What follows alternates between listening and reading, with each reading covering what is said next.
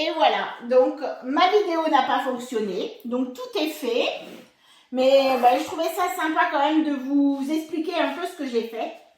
C'est un petit peu dommage. Donc comme vous voyez, je me suis rendu compte une fois que j'avais tout terminé. Donc je voulais vous proposer un plat, enfin quelque chose pour faire le brunch du dimanche matin. Donc pour faire le brunch du dimanche matin, je vous proposais une bruschetta. Donc une bruschetta, c'est facile, on peut faire aussi avec un petit peu ce que l'on a dans le réfrigérateur.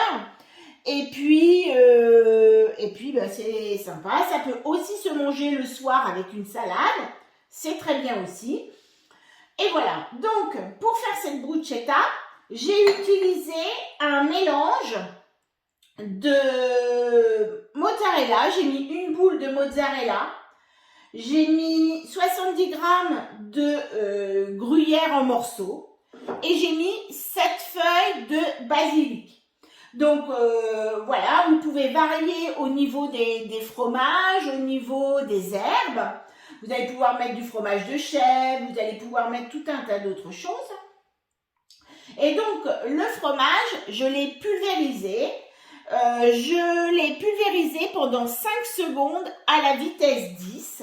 Donc j'ai mis une mozzarella de 125 grammes, j'ai mis 70 grammes de gruyère et j'ai mis 7 feuilles de basilic. Donc pulvérisé 5 secondes vitesse 10. Donc j'ai enlevé de mon bol. Désolée, mais comme ça n'a pas fonctionné, voilà.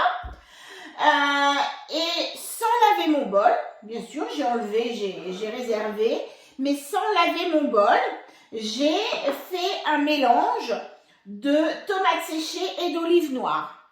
Donc vous mettez à peu près 80 grammes, soit 80 grammes de chaque. Là, il y avait 90 grammes de tomates séchées et 70 grammes d'olives noires.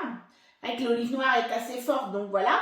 Pareil, là, vous allez pouvoir varier. Vous pouvez mettre des pickles, vous pouvez mettre des poivrons qui sont conservés là dans les pots. Vous allez pouvoir mettre des olives vertes à la place des olives noires. Vous pouvez mettre des capres, vous pouvez mettre tout un tas de choses.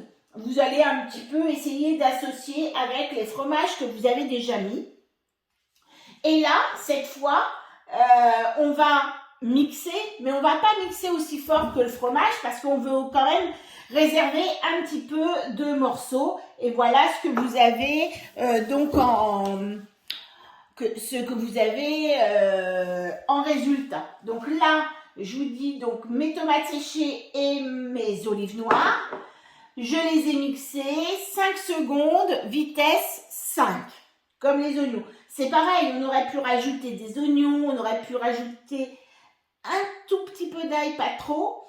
Ou alors, si la veille, puisque le brunch, on s'est couché tard, on a fait un petit peu la fête, donc le lendemain matin, on se lève tard, et au lieu de déjeuner, on fait un brunch. Donc, vous pourriez avoir fait des petits toasts avec de la tapenade de tomates séchées. Eh bien, vous pourriez mettre votre tapenade de tomates séchées dessus. Voilà, toutes sortes de tapenades. Donc, là, je vous parle de celle-ci parce que c'est celle qui va ressembler le plus au mélange que j'ai fait.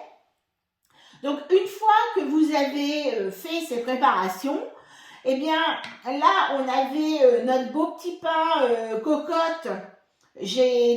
Là, j'ai tiré 2 tranches.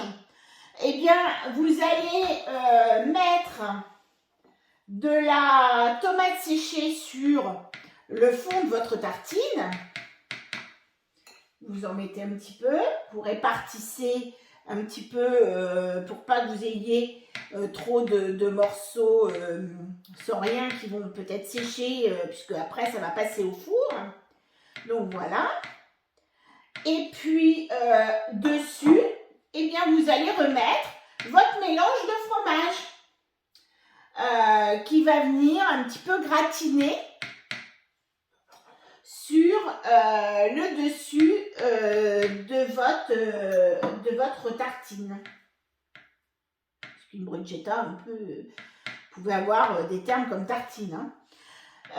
Donc voilà, une fois que vous avez réparti ça, vous allez les mettre 7-8 minutes au four à 200 degrés. Et donc pour faire un petit peu gratiner. À la sortie du four, vous mettez une tranche de jambon fumé que vous mettez dessus. Vous pouvez, si vous avez de la roquette, mettre un petit peu de roquette, un petit peu de mâche, un petit peu de salade coupée en petits morceaux. Et puis, ben, vous allez déguster. Donc, voilà. C'est vraiment des petites tartines qui sont très sympas à faire. Et je vous dis, même le soir avec une salade, ça passe très très bien. Et puis, ben, vous avez des légumes. Vous pouvez mettre des crudités avec la salade. Vous avez du fromage, donc le laitage. Vous avez le pain qui va être le féculent. Et ben voilà. Vous avez un repas complet. Vous avez tout ce qu'il vous faut, tout ce qu'il va vous falloir dessus et la protéine avec le jambon fumé. Voilà. Eh bien, je vais bien vous souhaiter une belle journée. Et désolée encore, comme la vidéo n'a pas fonctionné, ben voilà, je voulais réexpliquer, mais je sais que vous allez tout à fait comprendre. Voilà, allez, à très bientôt pour une nouvelle recette.